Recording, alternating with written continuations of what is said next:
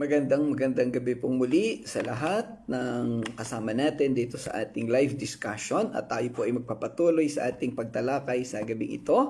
Tayo po ay nandito nga sa ating live devotion at ating tinatalakay araw-araw, gabi-gabi ang aklat ni Isaiah. Nagsimula tayo sa aklat ng Genesis, tayo ngayon ay nasa aklat na ng Isaiah. At kung luluobin ng Panginoon, ito'y matapos natin na maidiscuss ang buong Biblia. So tayo po ay nasa chapter 26 at sa gabing ito ay verses 5 and 6 ang ating tatalakayin. Bago po yan, tayo po ay sumandaling manalangin.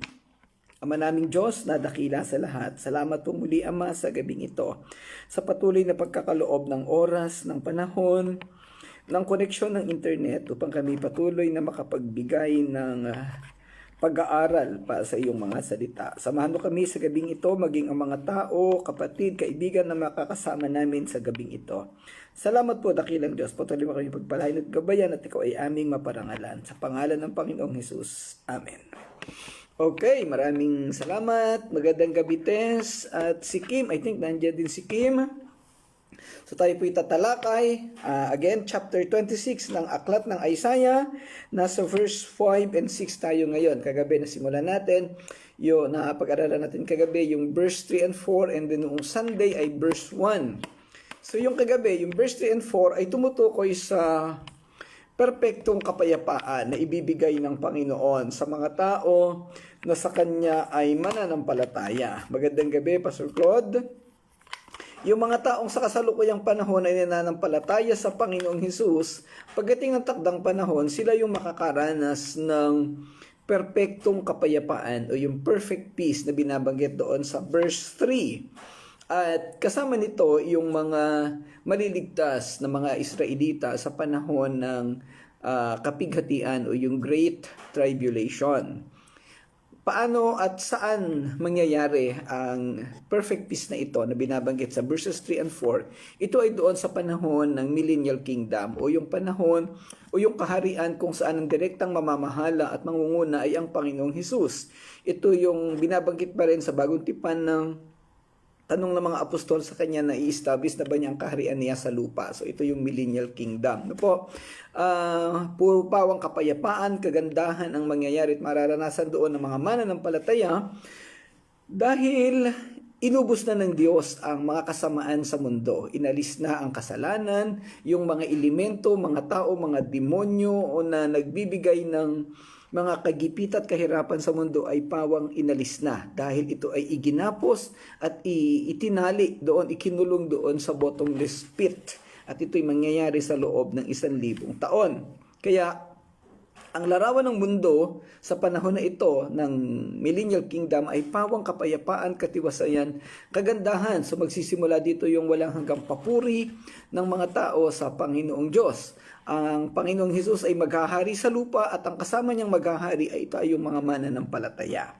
So napakaganda at parang nakakasabik na mangyari at maranasan natin ang bagay na yan. Kasi ang ating karanasan sa kasalukuyang panahon ay pawang kahirapan, kapangitan, at mga sakit, mga bigat at pait. Pero pagdating ng panahon na yan ay mararanasan natin ang mga kaayusan at kasama natin ang Panginoong Hesus. So sa gabi ito, talakayin natin ang verses 5 and 6. Ang sabi sa verse 5,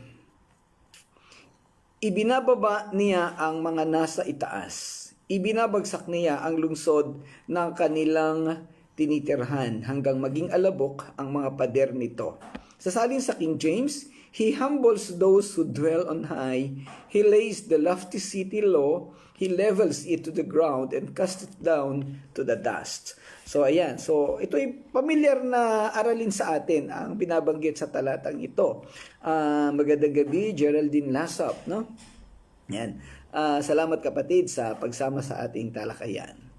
Itong pamilyar na aralin na ito yung common na nababasa natin sa Bible o minsan hindi ba natin nabasa pero alam nating lahat. Yung matataas ay ibinabagsak o ibinababa at yung mga nagpapakumbaba naman ay itinataas. Yan. Ang talatang ito ay nangangahulugan na ibababa nga ng Diyos ang mga mapagmataas at makapangyarihan na sinasagisag ng isang matayog na lungsod na mapagpakumbaba sa kaniya at babawasan o aalisin siya ng kapangyarihan. Walang magagawa itong mga lungsod na ito na matataas o mga taong nagmamataas kung hindi sumunod sa Panginoong Diyos. Dahil ibababa sila ng Diyos at wala silang magagawa, wala silang kapangyarihan kung hindi sumunod at gawin ang ipinagagawa sa kanila ng Diyos. Dahil sila ang magiging pinakamababa sa mga panahon na ito. Well, ang larawan na binabanggit dito ay yung mga masasamang tao na hindi sumampalataya sa Kanya, na binabanggit ko rin kanina, na ibinaba na nga ng Diyos hanggang doon sa pinakamababang level. Samantalang yung mga mananampalataya na sa kasalukuyang panahon ay nakikita at nararanasan natin na tayo ay nasa ibaba, nasa laylayan, pero pagdating ng kapanahonan na to, tayo ay itataas, iaangat tayo ng Diyos, tayo ang Kaniyang isasama at pararangalan. Mararanasan natin yung pinapangarap nating buhay na hindi natin naranasan dito sa mundo. Ito ay kumakatawan sa paghatol ng Diyos laban sa pagmamataas ng tao at pagiging sapat sa sarili, na kadalasang nauugnay sa mga makamundong imperyo o mga individual na umaasa sa kanilang sariling lakas kaysa sa Diyos. Sa ating kapanahunan ngayon, maraming mga ganitong tao na ang feeling nila sa sarili nila ay satisfied sila. They feel complete. Pero ang totoo, napakarami nilang kakulangan sa buhay nila. At ang isa nga dito ay ang pananampalataya sa Panginoong Diyos. Pag wala ka ng pananampalataya, doon ka mapupunta sa kapahamakan, sa apoy ng impyerno. Samantalang itong mga mananampalataya na makaranas man ng kahirapan at kababaan dito sa mundo sa kasalukuyang panahon, pagdating ng panahon na maghahari na ang Panginoong Hesus, ay tayo'y itataas niya at kasama niya tayong maghahari. Ang pangkalahatang mensahe ng talatang ito ay ang paghatol at pagbababa ng Diyos sa mga nagtataas ng kanilang sarili. Yung masyadong mga proud, may kayabangan, yung mga proud sa sarili, pero hindi nila alam na ang kanilang karunungan at kaalaman, ang lahat ay nagmula sa Panginoon. Ang talatang ito ay nag-aalok ng kaaliwan sa mga nagtitiwala sa Diyos, na tinitiyak sa kanila na kahit na ang pinakamakapangyarihang tao ay mahuhulog sa harap ng otoridad ng Diyos. Well, nabasa na natin yung iba't ibang kabanata na naglalarawan doon sa naging pagbagsak ng iba't ibang mga hintil na bayan.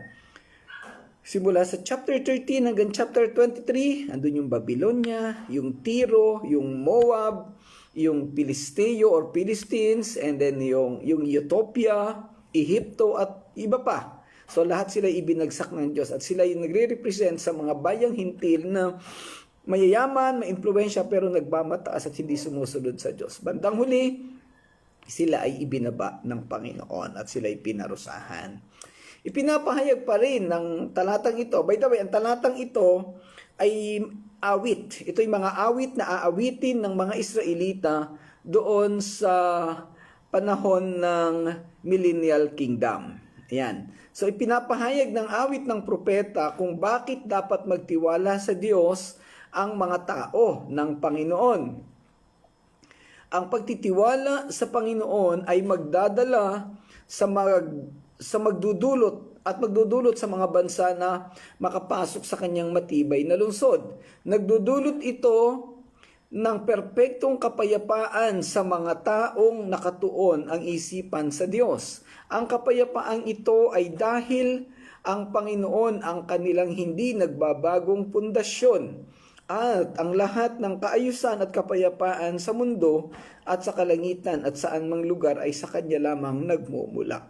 Nabanggit na rin na pag-usapan natin kagabi sa verse 3 na walang ibang source ng kapayapaan sa mundo kung hindi ang Panginoong Hesus lamang. Magandang gabi, Ate Eva Antonio at si Ate Jocelyn Cabanillas. Salamat po muli sa inyong pagsama sa ating pag-aaral. So, ang katotohanan na ang mundo'y pwedeng magbigay ng kapayapaan, subalit ito'y huwad na kapayapaan. Ito'y uri ng kapayapaan na natatapos at nauubos. Pagkaraan ng ilang panahon, ay wala na. Hindi ito yung tunay at walang hanggang kapayapaan. At ang tunay na at walang hanggang kapayapaan ay magmumula lamang sa Panginoong Diyos. Siya lamang ang pwedeng magbigay ng mga bagay na ito. Kaya saan ka pahahanap? Doon ba ka pahahanap ng kapayapaan sa mundo o sa Panginoong Diyos lamang? Subalit bakit hindi ilinalagay ng sino man ang kanilang buong tiwala sa Panginoon? Iyon ang masakit at yun ang napakagandang katanungan. Napakalino ng sinasabi sa Bible, ang kapayapaan ay magmumula sa Panginoon. At ang sabi nga doon ng Panginoong Hesus, ang kapayapaan ay ibinibigay ko sa inyo na hindi katulad ng kapayapaan ng mundo. Pero bakit hindi hinahanap? Bakit hindi kinukuha ng mga tao ang kapayapaan na ibinibigay ng Panginoon sa kanila? Kalimitan, tayong mga tao ay nagtitiwala sa mas mag-agarang solusyon sa ating mga problema. Immediate results. Ang pinakamahalagang alalahanin ng Juda noong panahon ni Isaiah ay ang banta ng imperyo ng Assyria. Natukso dahil napakalakas na bansa ng Assyria, hindi malaman ng mga Israelita kung saan sila susulong, saan sila kakapit. Hindi nila naisip na ang Diyos ay naandyan lang at iniintay silang lumapit sa kanila.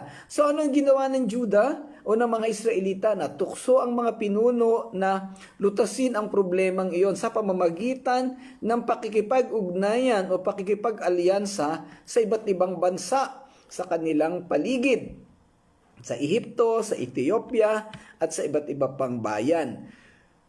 Ang mga pahayag ni Isaiah laban sa mga bansang iyon ay nilayon upang ipakita sa Juda kung gaano hindi mapagkakatiwalaan ang bawat isa sa mga bansang iyon bilang pinagmumula ng kaligtasan.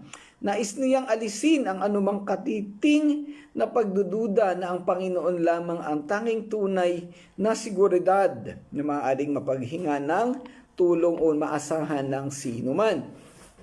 Sa ating kapanahunan ngayon, sa praktikal na buhay ng mga tao, ang lubusang pagtitiwala sa Diyos ay tila isang mabigat at mahirap na gawain. Kalimitan ang mga tao sa kapanahunang ito ay hindi lubusang nagtitiwala sa Diyos. Sa halip sa maraming bagay na nagbibigay sa kanila ng mga pangailangan at mga luho sa katawan. Marami tayong gustong mangyari, marami tayong gustong gawin, marami tayong pangarap. Pero maraming pagkakataon na yung gusto natin ay hindi umaayon sa kalooban ng Diyos. So ang ginagawa natin, ini-ignore natin ang Diyos kasi gusto nating masunod yung ating personal na kagustuhan. Hahanap tayo ng ibang pamamaraan o ibang tao na makakaprovide sa atin ng mga bagay na yan. In essence, tayo ay nagkakasala dahil lumalabag tayo sa kautusan ng Panginoong Diyos. Yan. Sa mga nakalipas na kabanata, 24 at 25, inilarawan ni Isaiah ang lahat ng sumasalungat sa Panginoon o sa Israel bilang isang lungsod. Siya ay naglalarawan ng isang uri ng lungsod sa mundo na lumitaw bilang isang kalaban, matayog, walang kapantay na kuta. Subalit ang Panginoon sa kanyang hinaharap na paghuhukom ay wawasakin ang lahat ng mga lungsod ng daigdig. Magandang gabi, Mami Oshi. Salamat sa pagsama sa ating talakayan. Minsan pa, inilalarawan ng matayog na lungsod na ito. Ang Panginoon ay nagpakumbaba at dinurog ang mga naninirahan. Ito po yung sitwasyon. Tayong mga tao ay umaasa sa mga pansamantalang makakapitan, pansamantalang mahihinga ng pag-asa. At doon tayo nakatingin kasi mabilisan daw umaksyon yun, hindi daw kagaya ng Diyos na pinag-iintay pa tayo, matagal daw kumilos ang Diyos. So may mga ganoong kwento, may mga ganoong sitwasyon. Kaya lang hindi natin nakikita na yung mga inaasahan natin dito sa mundo, sa isang pitik ng Diyos, sa isang kumpas ng kamay ng Diyos, po pwede itong mawala, po pwedeng alisin ng Panginoong Diyos. Kaya, bakit pa tayong magtitiwala sa ibang tao? Ba't hindi tayo dumirekta sa Panginoong Diyos na lamang? Dahil siyang siguradong walang katapusan ang pag-asa na makukuha natin sa Kanya. Magandang gabi, Brother Marlon. Salamat sa pagsama uli sa ating talakayan. Kapatid, ano ang pinagkakatiwalaan mo sa buhay mo ngayon? Saan ka kumukuha ng kapayapaan? Saan ka umaasa? Sa Panginoon ba? Sa kapitbahay mo? Sa asawa mo? O sa mga negosyo na nagbibigay sa iyo ng hanap buhay o ng pera? Sa kabanatang 20, nasaksihan natin ang mga taga-Juda na nagtiwala o nakipag-alyansa sa Ehipto at sa Ethiopia. Subalit nang ibagsak ng Diyos ang dalawang bansang ito, ang mga taong nagtiwala o nakipag-alyansa sa kanila ay pawang nabigo. Walang sino man o anuman na pwedeng pagkatiwalaan sa mundo maliban sa Panginoong Diyos lamang.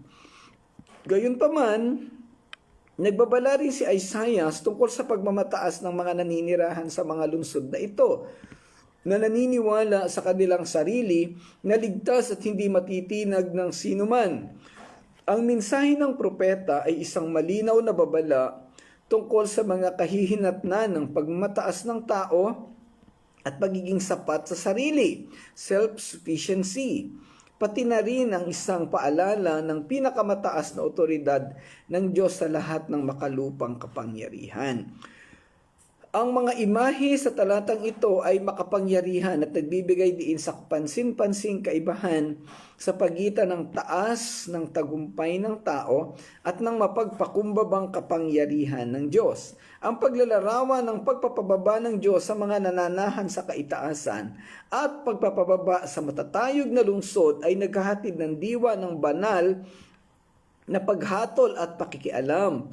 Ang pag-uulit ng pariralang ipinababa niya ito ay pagpapatibay ng ideya na ganap na soberanya at otoridad ng Diyos at ang hindi maiiwasang pagbagsak ng mga pagmamataas ng tao. Yun ang nakakalungkot sa takbo ng mundo natin ngayon. Malinaw naman ang katuruan ng Diyos, subalit hindi natin ito sinusunod. Magandang gabi, Rexon, Irodias. Kamag-anak ko po kayo. Taga saan po kayo? Mag-message po kayo sa comment para tayo ay magkakilala. Ayan. Okay, higit pa rito, ang talatang ito ay makikita bilang isang paninindigan ng biblical na tema ng pagbaligtad ng mga kapalaran, kung saan ang mga palalo at mayabang ay ibinababa at ang mga mapagpakumbaba ay maamo at maamo ay itinataas. Ipinapahayag nito ang mga salita ni Jesus sa Bagong Tipan sa Mateo chapter 5 verse 5 na nagpapahayag na mapapalad ang maaamo sapagkat mamanahin nila ang lupa o ang kaharian ng Diyos. Ang talata ay nagsisilbi rin bilang isang paalala ng prinsipyo ng Biblia na ang Diyos ay sumasalungat sa mga palalo, ngunit nagbibigay ng biyaya sa mga mapagpakumbaba. Ayon sa Santiago chapter 4 verse 6. Sa bandang huli, ang talatang ito ay naghahatid ng isang walang hanggan at universal na mensahe tungkol sa mga panganib at pagmamataas ng tao. Gayun din ang hindi natitinag na otoridad at katarungan ng Diyos. Hinahamon tayo nito na muling suriin ang ating mga prioridad at isaalang-alang ang panandaliang katangian ng makalupang kaluwalhatian sa harap ng banal na paghatol. Ang maging focus natin sa buhay natin ay kung alin ang makapagbibigay kaluguran sa Panginoon. At alamin natin kung ano ang kaniyang disenyo sa buhay ng bawat isa sa atin. Ang mga pahina ng Biblia ay nagbibigay ng gabay. Particularly itong Isaiah chapter 26. Kaya tayo may pag-aaral na ganito upang maunawaan natin ang mga bagay na ito. Magandang gabi, Ate Virgie. Kumusta na po kayo? Ang mensahe ng Biblia, ang propesiya ni Propeta Isaiah ay nagbibigay sa atin ng malinaw na katuruan. Sa Panginoong Diyos lang tayo magtiwala. Sa Kanya lang tayo humanap ng kapayapaan. At siguradong ito ay ating masusumpungan. Ayan. Okay, punta po tayo sa talatang 6. Ang sabi dito, ito'y tinapak-tapakan ng mga taong hinamak at ginagawang tuntungan ng mahihirap. Feet trample it down, the feet of the oppressed and the footsteps of the poor. Well, ang talatang ito'y sumasakop doon sa mga taong ibinagsak. Later on, yung mga maliliit na tao na nasa ilalim, nasa marginalized society, sila yung itataas ng Diyos. At mababaligtad yung sitwasyon, marireverse yung dating nasa baba ay iaakyat. Kaya na, ito yung sinasabi dito, dating nasa itaas sila, pero ngayon ay tatapak-tapakan na lamang sila. Yan. Ang talatang ito ay nangangahulugan na ang mapagmataas at makapangyarihan ay ibababa at yuyurakan ng mga inaapi at dukha. Ito'y naglalarawan ng katarungan ng Diyos kung saan ang mga mapagpakumbaba ay itinataas at ang mga mapagmataas ay ibinababa rin. Ang mga paa na inaapi ay kumakatawan sa mga dating nasakop ng mga makapangyarihan. Ngayon ay nakakahanap ng katuwiran sa pamamagitan ng Diyos. Magandang gabi, Melay. Salamat at napadaan ka sa ating talakayan. Ang simbolo na ilinalarawan dito ay ang isang lungsod na dating mataas ang kalalagayan. Subalit ibinagsak ni Yahweh dahil sa kayabangan at pagmamataas. Well, nabasa natin yung mga kasaysayan ng Babylonia, ng Ehipto, ng Ethiopia, ng Moab, ng Tiro, na bawang mayayaman at may impluwensyang bansa. Subalit dahilan sa kanilang na sobrahang pagmamataas at pagmamalaki sa Diyos ay ibinagsak sila at wala silang nagawa ng pumilos ang kamay ng Diyos. Lahat sila ay pinulot doon sa kapahamakan. At ito po ay larawan ng buhay ng mga hintil at pwede nating ilapat sa ating individual na pamumuhay. Huwag po tayong magmataas kung mayroong isang magandang virtue o karakter na dapat nating manahin at gawin bilang mga tao dito sa lupa, lalo na tayong mga mananampalataya, ay ito po yung pagpapakumbaba. Magpakumbaba. Mas maigi nang maging mababa tayo kahit na parang tayo'y inaapi, tayo'y minamaliit, pero sa harapan at sa paningin ng Panginoon, tayo pa rin ang mataas at tayo pa rin ang kaniyang iaangat pagdating ng huling panahon. Magandang gabi, Sister Arlene. Salamat sa pagdaan at pagsama sa ating talakayan.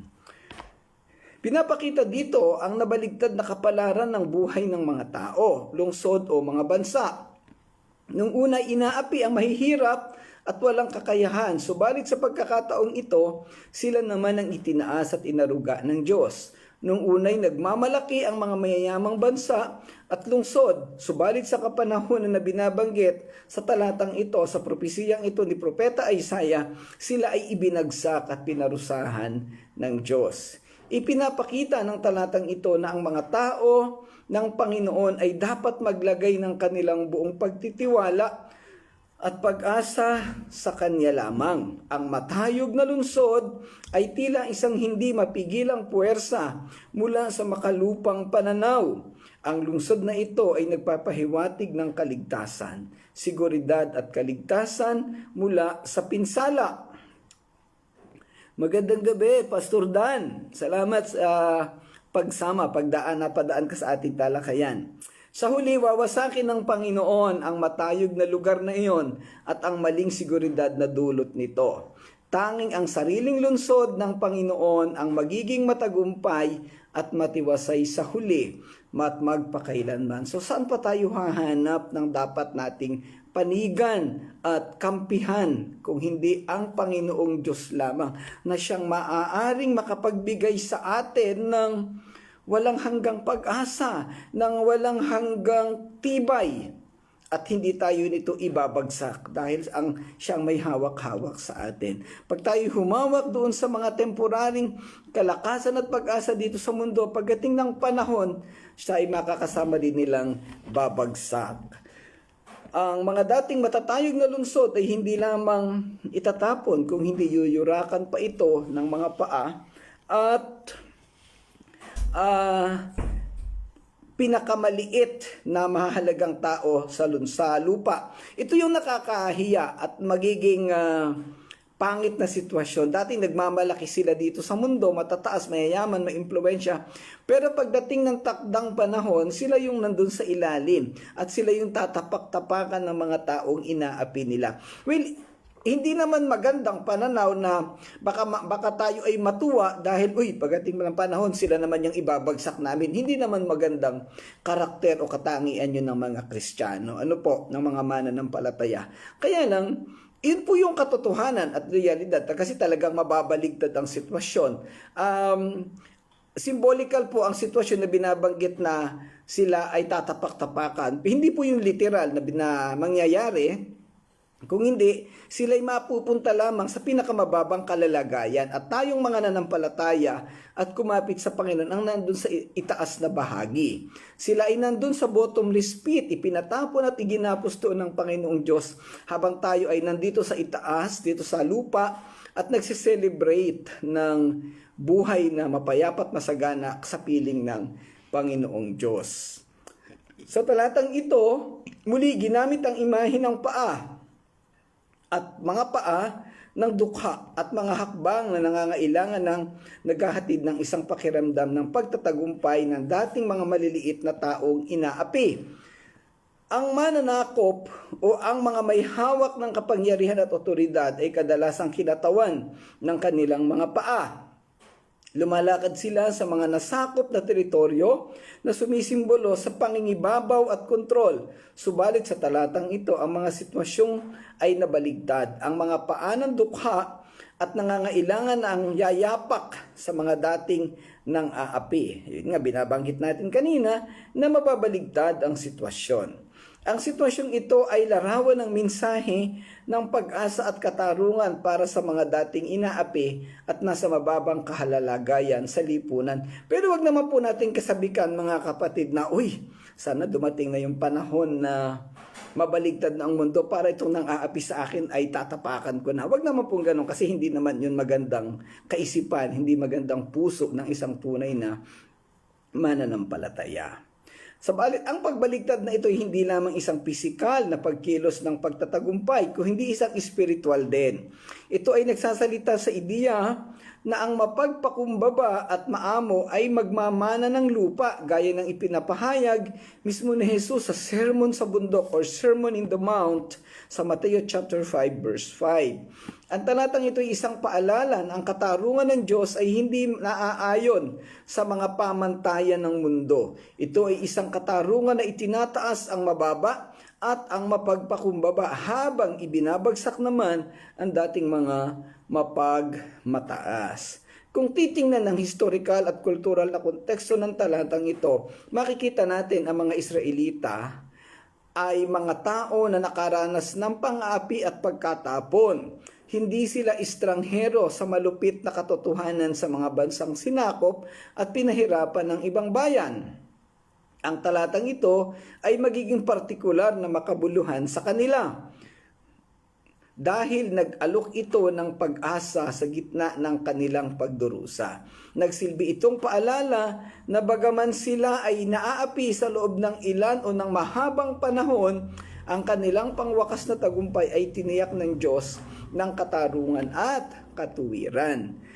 Tayo rin ay ganon ang mangyayari. Posibleng ang ilan sa atin o karamihan sa atin, lalo na minsan yung mga pastor, ay talagang nasa laylayan. Inaapi, dinadabugan, pinipintasan, hindi sinusunod, hindi nirirespeto. Lahat na siguro ng hirap ay nararanasan ng mga lingkod ng Panginoon. And perhaps mga Kristiyano rin na mga sumunod sa Panginoon. Pero makikita natin ang pangako ng Panginoong Diyos dito sa pamamagitan ng propesiya ni Prophet Isaiah. Pagdating ng takdang panahon, mababaligtad ang sitwasyon. At doon natin mararanasan ang totoong pagpapala buhat sa Panginoong Diyos. Sa pagtatapos ng ating talakayan sa gabing ito, muli, ang talatang ito ay isang talata na naglalaman ng malalim na mga tema ng pagpapakumbaba, katarungan at pag-asa. Sa ating buhay ngayon, importante ang pagpapakumbaba.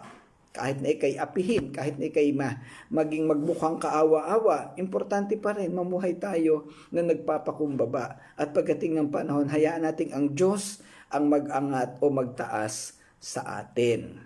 Yan. Nag-aalok ito ng isang pangitain ng tunay na tagumpay ng Diyos laban sa kasamaan at ang kanyang plano na iangat ang mga mabababa at inaapi. Magandang gabi, Jermaine. Salamat sa pagsama na padaan ka sa ating talakayan. Ang imaheng ito ng pagbaligtad at tagumpay ay nagsisilbing isang makapangyarihang mensahe sa lahat ng nakikibaka laban sa kawalan ng katarungan at pagdurusa. Ang talatang ito rin ay isang testamento o patunay sa pagbabago at pagtubos ng katarungan ng Diyos at nag-aalok ito ng pag-asa sa lahat ng pangangailangan ng kaniyang kaligtasan. So mga kapatid, kaibigan, ano ang sitwasyon mo ngayon sa iyong buhay? Bilang isang mananampalataya, bilang tagasunod ni Kristo, ano ang iyong nararanasan? Ikaw ba'y inaapi? Ikaw ba'y ibinabagsak? Nasa kailaliman ka ba? Hindi ka ba pinapakinggan? Ano pang mga mabibigat na sitwasyon ng iyong nararanasan? Kapatid, kaibigan, manatili ka lang sa kung ano ang iyong nararanasan. Magandang gabi, Jaylani. Manatili ka lang at patuloy kang lumapit at kumapit sa Panginoon. At pagdating ng takdang panahon, hayaan natin na ang Panginoon ang mag-angat sa ating lahat.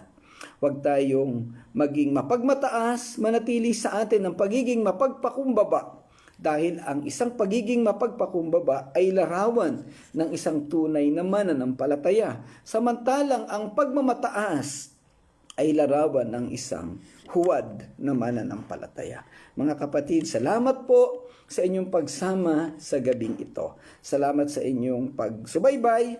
Nawa ay lagi ko kayong makasama, lagi namin kayong makasama. Ito po'y araw-araw nating ginagawa para sa mga yun lamang nag-join dito. Everyday, alas 7 po ng gabi, tayo po ay meron laging live discussion at atin pong pinag-aaralan ang buong Biblia. Malalim na pag-aaral, pinipilit nating maunawaan, mahalukay ang lahat ng nilalaman ng Bible para ito'y lalo nating maunawaan at hindi tayo maligaw.